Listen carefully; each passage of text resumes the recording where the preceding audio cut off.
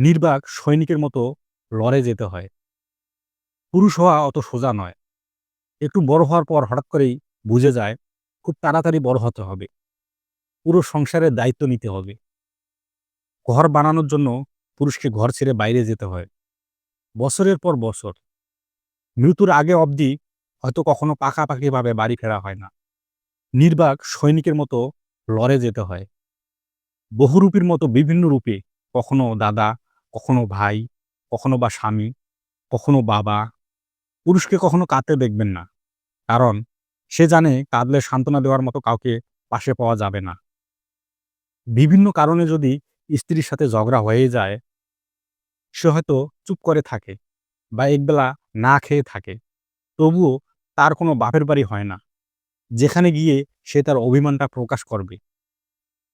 যতই শিক্ষার ডিগ্রি থাকুক, পুরুষের সম্মানটা তার উপার্জন এবং মূলধনের উপর নির্ভর করে। পুরুষরা সমাজ, পরিবার, সম্পর্কের ভিত গড়ে তোলে।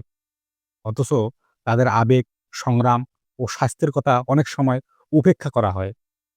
তাদের ত্যাগ, দায়িত্ব, ভালোবাসাকে সম্মান জানাই। আপনারা আমাদের জীবনে আলো হয়ে থাকুন। নিজের যত্ন নিন। আপনার অনুভূতিগুলোকে সম্মান দিন।